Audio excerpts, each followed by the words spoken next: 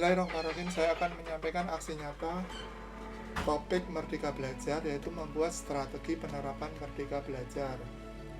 Saya memperkenalkan diri, Heru Parjono, SPD MPD dari SMA Negeri 1 Siantan, Provinsi Kalimantan Barat. Daftar isi 1. Membuat strategi penerapan Merdeka Belajar. 2. Daftar isi. 3. Tujuan Merdeka Belajar.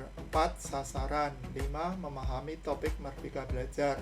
6. Membuat strategi Merdeka Belajar. 7. Kesimpulan. 8. Umpan balik. 9. Dokumentasi. Tujuan Merdeka Belajar. Pertama, membangun suasana belajar yang menyenangkan bagi guru dan siswa. 2. Meningkatkan kualitas pembelajaran, membentuk karakter siswa yang mandiri dan mengurangi kesenjangan dalam pendidikan. 3. Memenuhi kebutuhan peningkatan sumber daya manusia. 4. Menciptakan peserta didik yang berjiwa merdeka. 5. Memberikan keleluasan pada sekolah dalam mengadakan penilaian dan penerapan kurikulum sesuai dengan kondisi sekitar. 6. Merdeka Belajar mengajarkan bahwa setiap siswa memiliki potensi dan kebutuhan belajar yang berbeda. Sasaran guru dan siswa. Meningkatkan kualitas pendidikan di Indonesia dengan pendekatan yang lebih fleksibel, berpusat pada siswa. 2. Meningkatkan kompetensi bagi guru dalam pembelajaran. 3. Pengembangan potensi siswa sesuai minat dan bakat mereka, serta mendorong berbasis proyek dan kolaboratif. 4. Mencetak generasi yang siap menghadapi tantangan masa depan.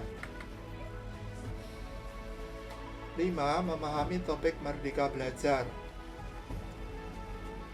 A. Mengenali dan memahami diri sebagai pendidik. B. Mendidik dan mengajar. C. Mendampingi murid dengan utuh dan menyeluruh. D. Mendidik dan melatih kecerdasan budi pekerti. E. Pendidikan yang mengantarkan keselamatan dan kebahagiaan. A. Mengenali dan memahami diri sebagai pendidik. Menurut Ki Hajar Dewantara, memberi ilmu demi kecakapan hidup anak dalam usaha mempersiapkan untuk segala kepentingan hidup manusia, baik hidup bermasyarakat maupun hidup berkebudayaan dalam arti seluas-luasnya. 2. Pendidik mengenali karakteristik peserta didik untuk merancang perencanaan pembelajaran yang sesuai dengan kebutuhan belajar murid. 3. Peran guru adalah menuntun murid mencapai kekuatan kodrat sesuai dengan alam dan zaman. Contoh, bagaimana seorang pendidik dapat mengenali dan memahami dirinya. Yang pertama, refleksi terhadap gaya mengajar.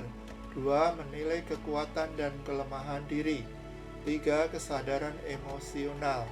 4. Motivasi sebagai pendidik. 5. Penilaian terhadap interaksi dengan siswa.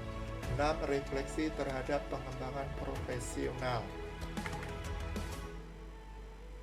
Mendidik dan mengajar. Menurut Ki Hajar Dewantara, pendidikan umumnya berarti daya upaya untuk memajukan bertumbuhnya budi pekerti, kekuatan batin, karakter, pikiran atau intelek, dan tumbuh anak.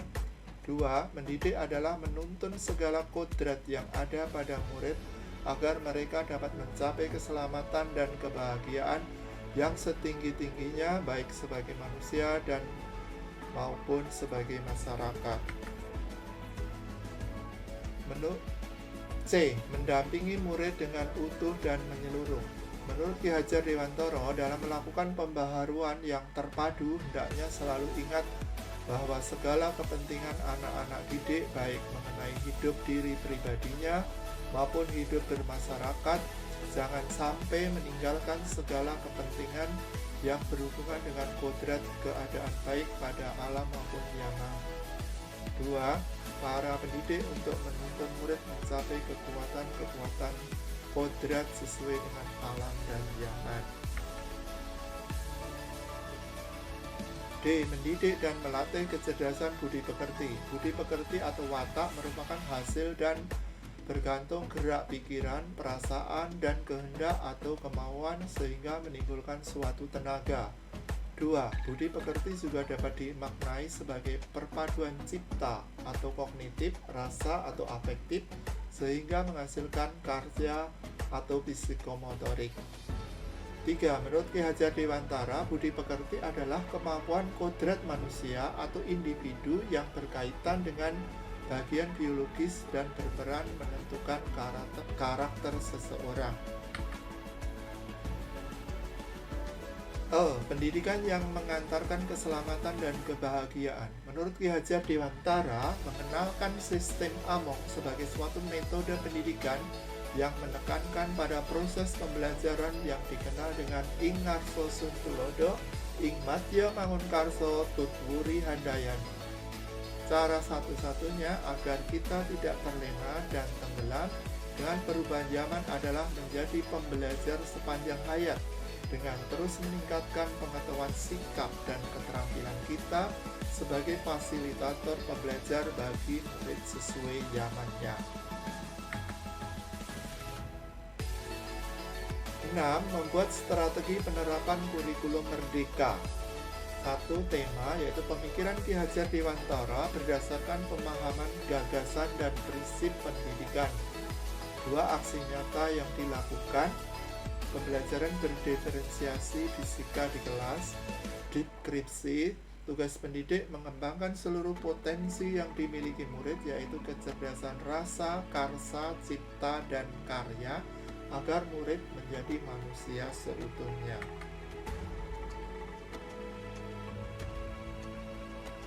4. Profil pelajar Pancasila yaitu mandiri, bernalar kritis, kreatif. 5. Pemangku kepentingan yang mendukung profil pelajar Pancasila yaitu komite sekolah, 2. Kepala sekolah, 3. Guru, 4. Peserta didik, 5. Orang tua peserta didik atau wali murid.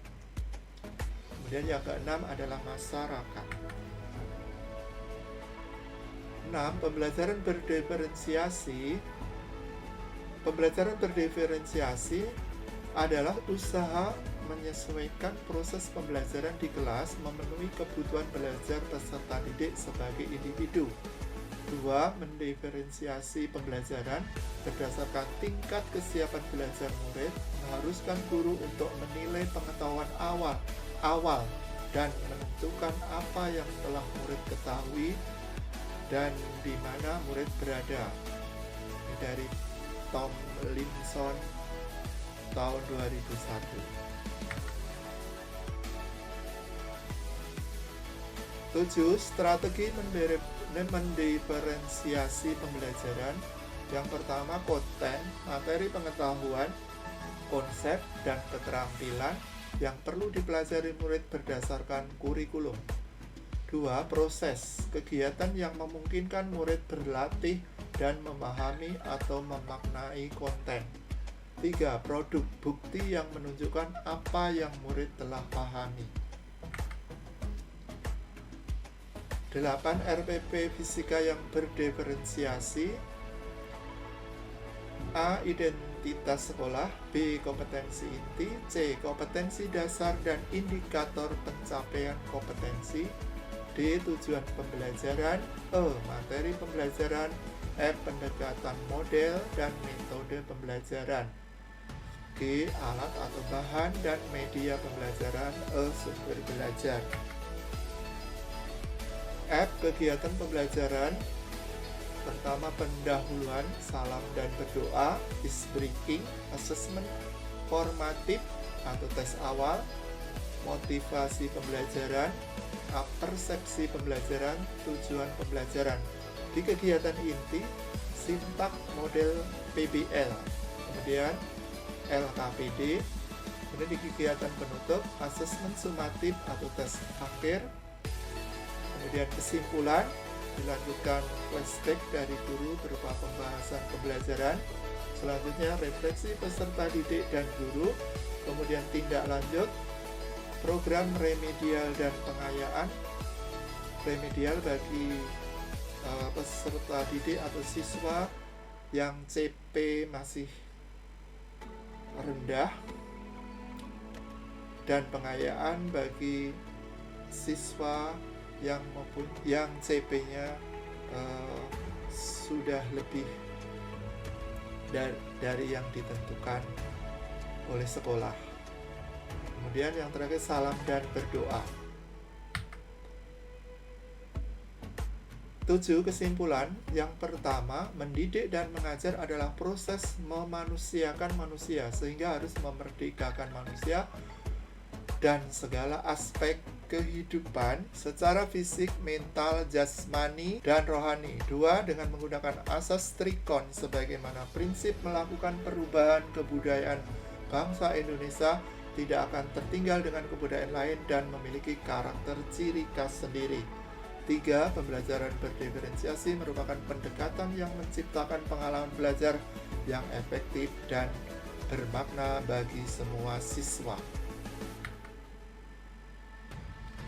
Umpan balik, saya menampilkan umpan balik dari kawan rekan kerja, dari Ibu Poni Susanti, dari Guru Bahasa Indonesia, kemudian Ibu Widya Nurmadiah juga dari Bahasa Indonesia, kemudian Ibu Heni Widya dari mata pelajaran geografi,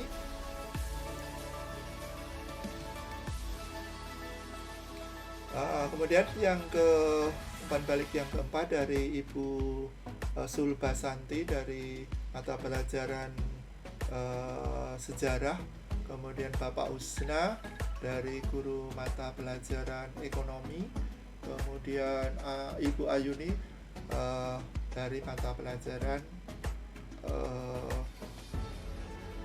sejarah.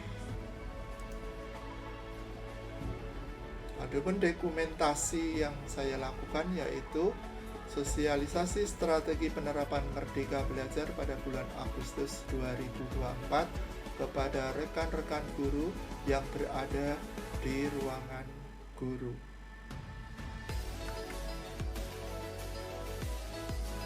Dokumentasi selanjutnya yaitu pertanyaan strategi penerapan Merdeka Belajar. Ada Ibu Tita Aryani sebagai guru prakarya dan biologi menanyakan tentang bagaimana strategi penerapan Merdeka Belajar yang Bapak buat, dan juga Ibu Isriana menanyakan pembelajaran berdiferensiasi untuk mata pelajaran fisika yang Bapak lakukan. Kemudian dokumentasi selanjutnya yaitu pembelajaran diskusi kelompok pembelajaran berdiferensi pada percobaan hukum Ohm dan susunan hambatan seri pada hari Rabu tanggal 21 Agustus 2024 kelas 12 IPA. Sekian dan terima kasih, itu aksi nyata yang saya buat untuk topik Merdeka Belajar. Sekian, terima kasih. Assalamualaikum warahmatullahi wabarakatuh.